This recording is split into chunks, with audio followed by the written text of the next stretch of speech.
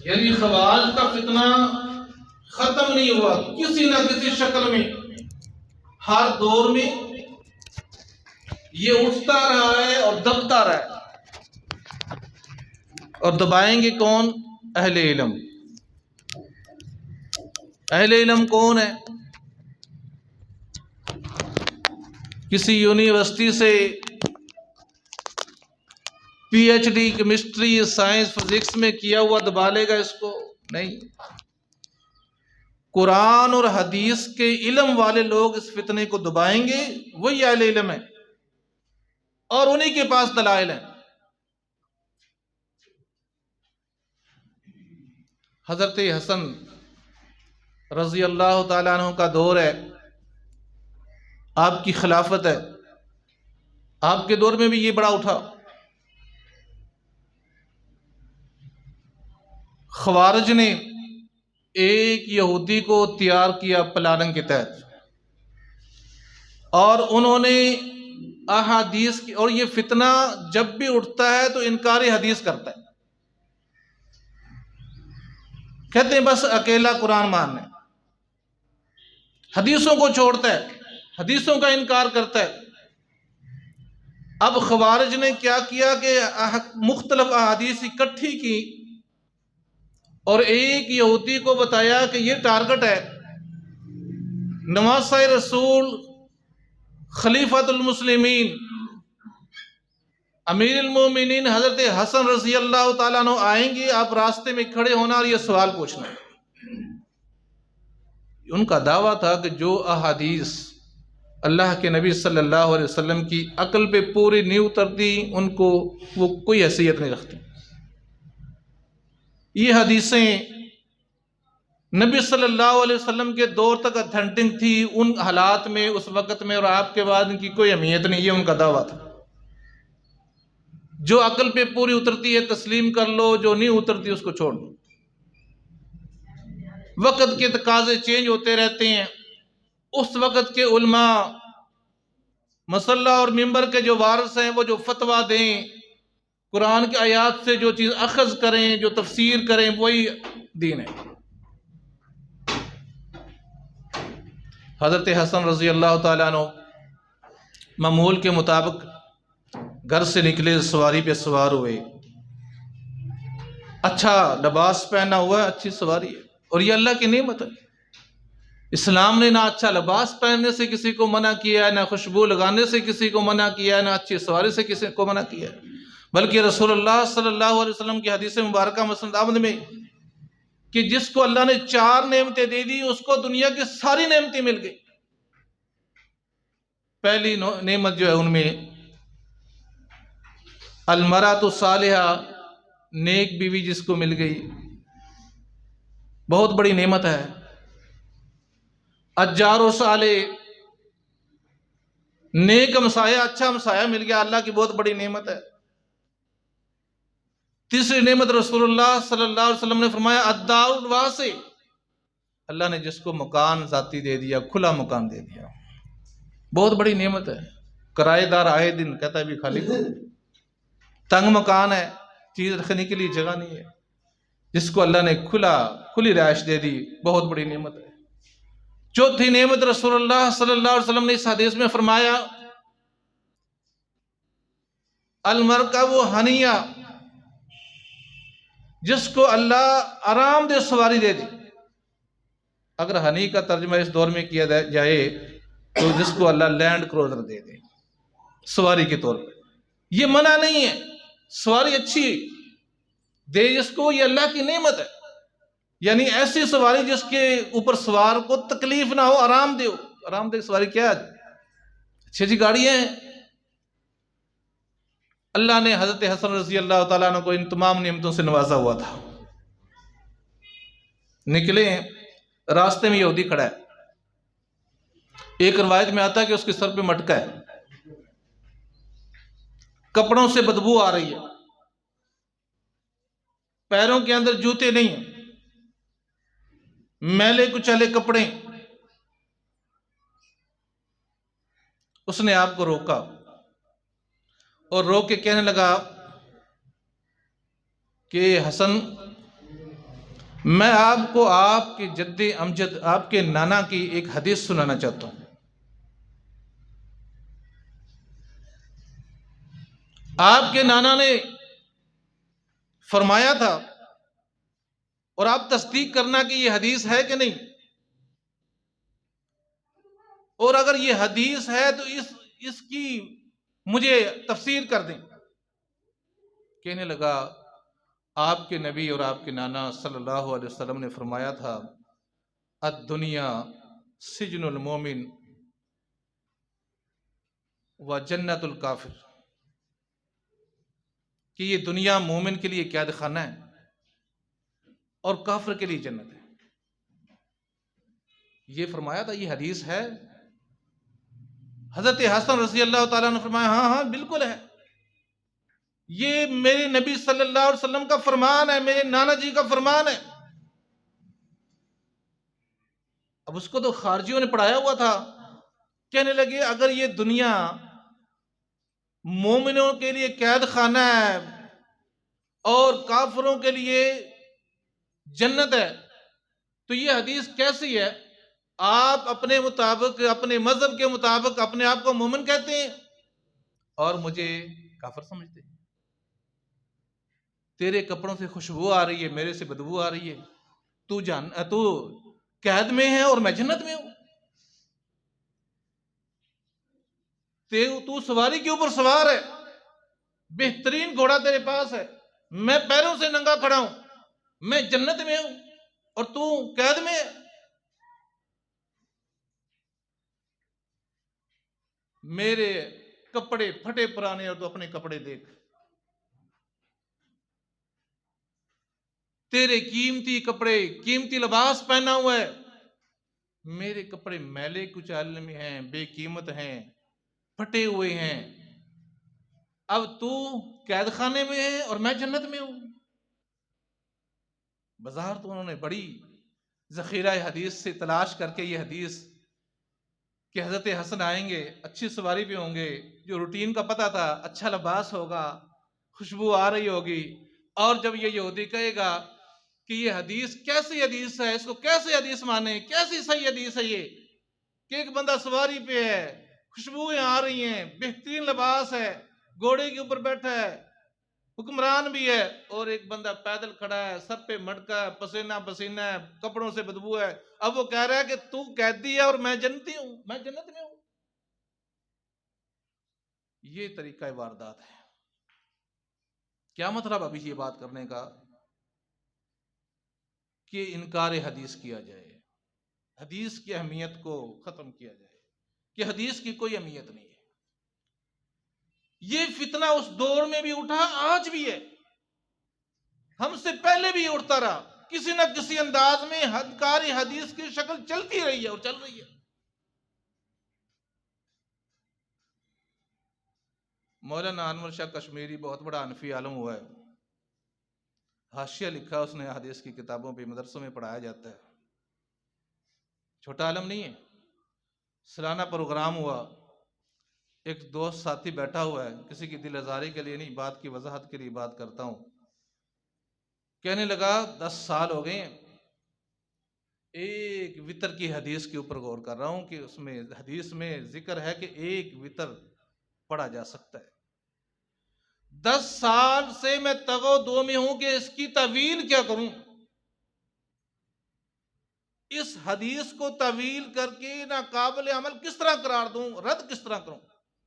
ये इनकार हदीस नहीं है, ये फितना ख्वारिज का एक हिस्सा नहीं है। यूं ही रसूलुल्लाह सल्लल्लाहु अलैहि वसल्लम बार बार फरमाए जा रहे हैं कि फितना ख्वारिज का और इनकार हदीस का उठेगा, अहले इल्म दबा देंगे, फिर उठेगा, फिर दबा देंगे, उठता रहेगा, दबता रहेगा।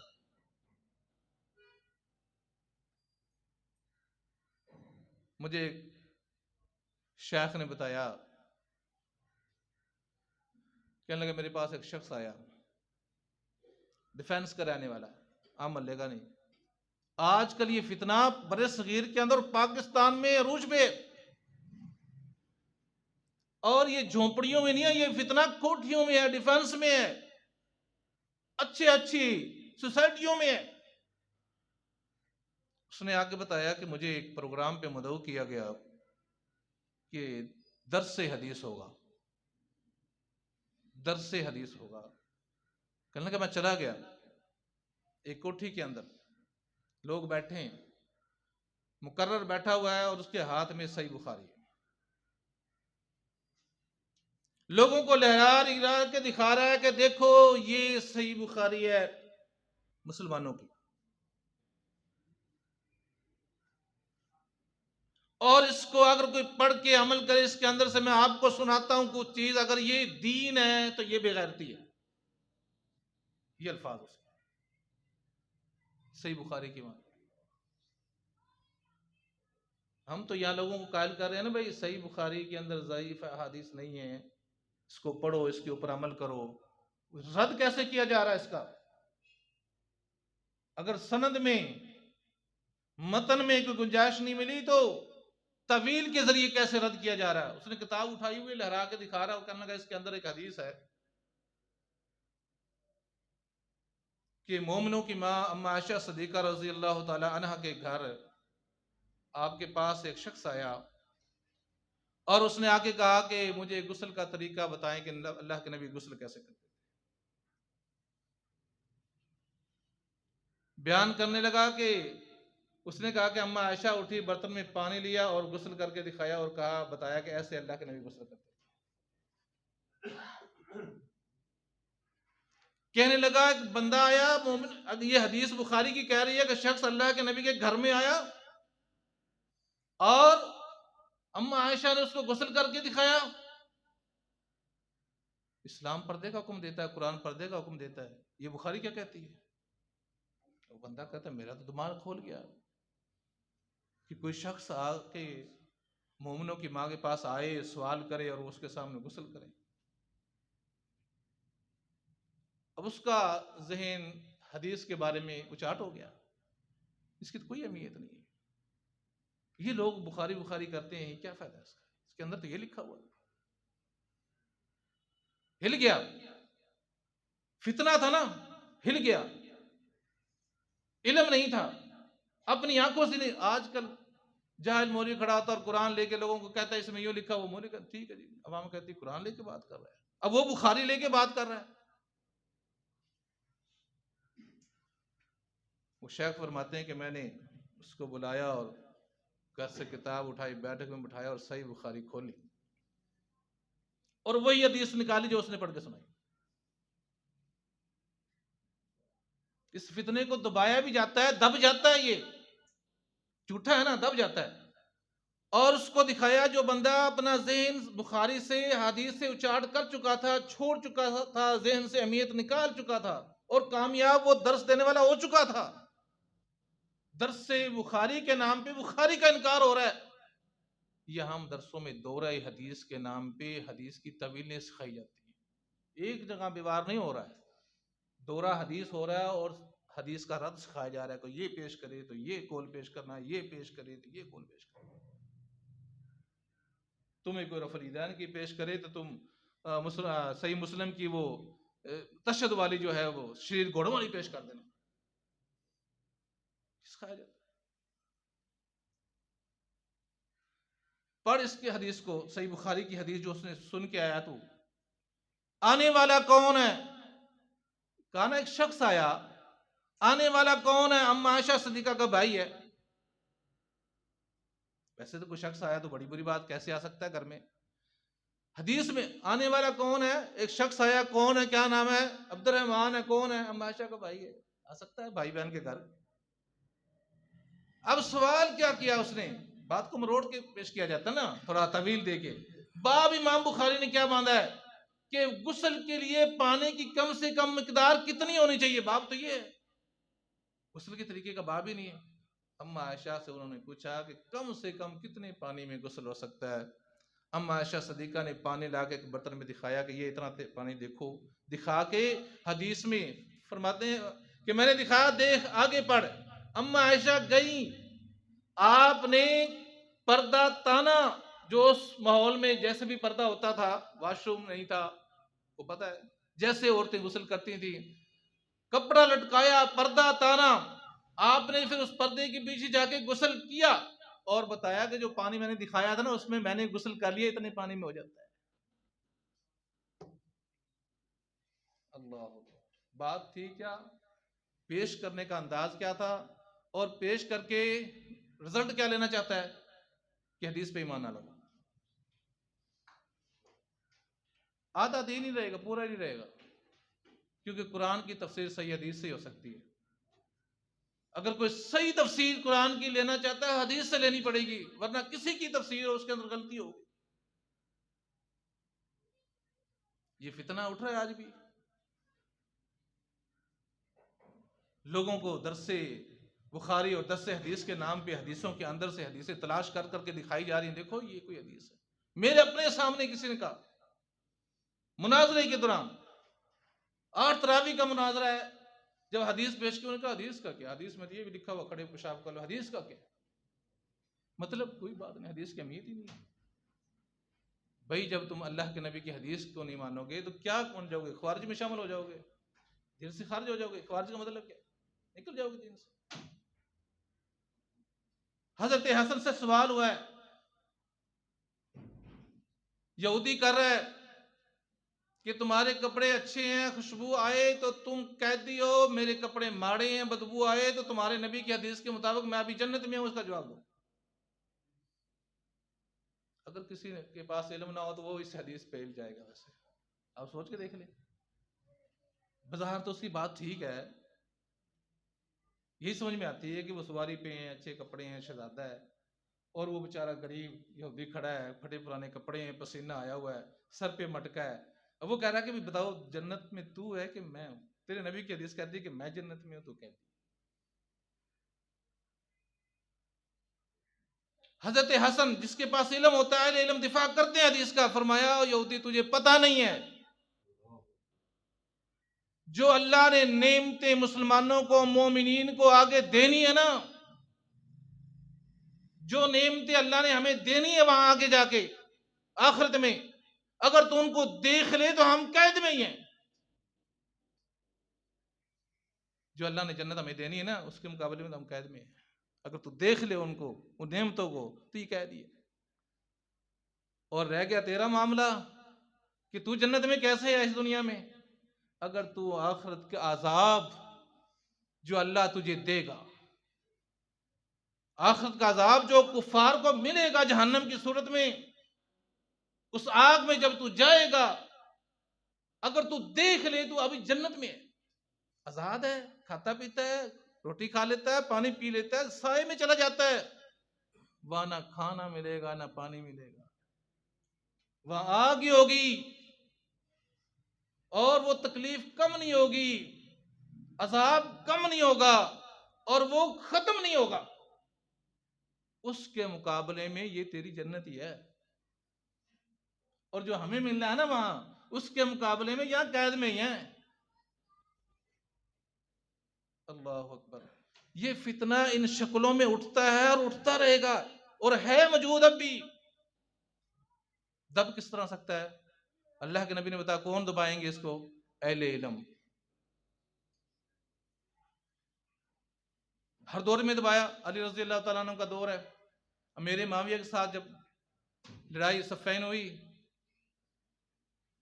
तो कुछ लोगों ने सुलह की कोशिश की, तो हकम मुकर्रर हुए, जहां से ये जहर हुए, 2 हकम मुकर्रर हुए, 14,000 ख्वारिज निकल के खड़े हो गए, लो जी ये तो दीन से ही निकल गए हैं, खुद निकल गए। उन्होंने भी 2 अपने हक मुकर्रर कर लिए, इसने भी 2 हक मुकर्रर कर लिए, अल्लाह हकम है, अल्लाह के मुकाबले में हक मुकर्रर कर लिए, शिरक कर रहे हैं। ये ख्वारिज का ज़हन शुरू से रहा है। 14,000 का लश्कर हजरत अली के लश्कर से निकल के साइड पे होके बैठ गया कि सुलह के लिए 2 बंदे मुकर्रर क्यों किए गए, बात करने के लिए 2 इधर से 2 इधर से। उस वक्त अहले इल्म कौन थे, अब्दुल्ला इब्न अब्बास रज़ी अल्लाह ताला, हदीस के खादम, सहाबा ने बड़ा हदीस का दिफा किया है, हदीस को मानने वाले, हदीस पे अमल करने वाले, हदीस का दिफा करने वाले सहाबा हैं। हदीस पे ईमान ही सहाबा का था, आज तो डिगमा जाता है, बंदा हिल जाता है। वो मैंने एक दफा पहले भी सुनाई ये रिवायत, इब्ने मसूद रजी अल्लाह तआला अन्हु कूफे में बैठे हुए हैं, लोगों ने आके कहा कि सुर्ख आंधी आ गई, क़यामत आ गई, क़यामत आ गई। जब परेशान हुए कहा कि अल्लाह के नबी का एक साथी, एक सहाबी मौजूद है हमारे शहर में, उनके पास जाते हैं, पूछते हैं क्या हो गया, ये देखो शुमाल की तरफ से आग है, आंधी आ रही है, सुर्ख किस्म की, काली भी होती है सुर्ख भी होती है, सुर्ख आंधी आ रही है, जमीन से आसमान तक भरा हुआ, क़यामत आ गई। लोगों ने आके आवाजें की, ऐ इब्ने मसूद बाहर आइए, जासा क़यामत आ गई, क़यामत आ गई। आप अंदर बैठे नहीं आए, अंदर से ये आवाज दी, जाओ अपने घरों में चले जाओ, क़यामत नहीं आई। कब बाहर तो आगे देखो, शुमाल की तरफ देखो तो सही। मैं कहा जाओ, अगर मैं बाहर आ गया तो मेरा तो ईमान ही खत्म हो जाएगा, क्योंकि मेरे रसूलुल्लाह सल्लल्लाहु अलैहि वसल्लम की हदीस मुबारक है, जब तक इस दुनिया के ऊपर एक शख्स भी अपनी विरासत को इस्लाम के मुताबिक तकसीम करने वाला रहेगा, क़यामत नहीं आएगी, क़यामत नहीं आएगी। अभी तो बड़े लोग हैं यहाँ, कुछ सहाबा भी जिंदा है, अभी क़यामत कहां से? जाओ अपने घरों में चले जाओ, कोई क़यामत नहीं है। ये हदीस की वजह से कहा बाजार तो लग रहा था कि पता नहीं क्या आ रहा है, निकल के देखना गवारा नहीं किया, निकल के देखूंगा तो हदीस में शक आ जाएगा। हमारा ईमान है, हम अपने ईमान की भी तजदीद कर देखें, गौर करके गिरबानों में, कि जैसा उनका अकीदा था, ईमान था, बाहर आके देखा भी नहीं, कर नहीं, अगर शक कर लिया कि देखो तो सही, नहीं क्या मत नहीं, अंदर बैठी बात नहीं आई बात। हजरत इब्ने अब्बास ने जाके वहां दलील दी कि अल्लाह ने कुरान में हुक्म दिया, तुम कुरान को मानते हो ना, हदीस को नहीं मानते। अल्लाह ने कुरान में कहा जब तलाक देनी हो, इधर उधर से नहीं निभा होता हो, दो उधर से गवा के और उधर से भी गवा लेके आओ, उस वक्त दो हकम लेके आओ तो तुम मुशरक नहीं होते। और यहां से सहाबा ने, अमीरुल मोमिनीन ने हकम मुकर्रर कर दिया, मुशरक हो गए हैं। जब मसला समझाया तो 8,000, एक रिवायत में 6,000 ख्वारिज 14,000 में से उठ के हजरत अली के लश्कर में आ गए। यानी दलील देते रहोगे, फितना दबता रहेगा, दलाइल नहीं होगे, फितने के अंदर शामिल हो जाओगे। अब दलील कहां से दोगे? जिसने कुरान ही नहीं पढ़ा तर्जुमे से, जिसने हदीस रखी हुई नहीं, क्या दलील देगा? वो पूछता फिरेगा, यार वो मौलवी ऐसे कहता था, हदीस का नाम लेता था, वो कुरान की आयत पढ़ के यूं तर्जुमा कर रहा था, कैसे पता चलेगा? जैसे यहूदी, यहूदी आपको पता है, उनको उनके पास बड़ी चाल है, दाव पेच है, और उनके जहन के लोग कलमा पढ़ पढ़ के मुसलमानों को खराब कर रहे हैं, और वो दलीलें लाते हैं, अहादीस से, आयतों से इस तरह की बातें पेश करते हैं, आगे से जाहिल मुसलमान है। तो भाई हदीस का दिफा करने के लिए हदीस पढ़नी पड़ेगी, रोजाना एक पढ़ लें, ना तिजारत छोड़ें। मैं कहता हूँ नहीं मदरसा में जा सकते ना जाएं, घर में पढ़ सकते हो, तर्जुमे वाली अवेल है। नहीं मतलब समझ आता, नहीं उसको समझ पाते, मस्जिद में आपका आलम मौजूद है, एक आयत तर्जुमे से पढ़ो, नहीं समझ आती, आके मौलवी साहब से पूछो कि ये तर्जुमा पढ़ रहा था, ये आता आगे मुझे समझ नहीं आया। अगर ये नहीं कर रहे तो फिर हदीस का ना दिफा कर सकते हो, ना अमल कर सकते हो, ना सीधा रास्ता किसी को दिखा सकते हो, फिर तुम खुद ना बीना हो, किसी को क्या राह दिखाओगे? अल्लाह से दुआ है कि अल्लाह हमें भी हदीस का दिफा करने वाला बना दे। अल्लाह अमल और अकीदा हदीस और कुरान के मुताबिक हो। वमा अलैना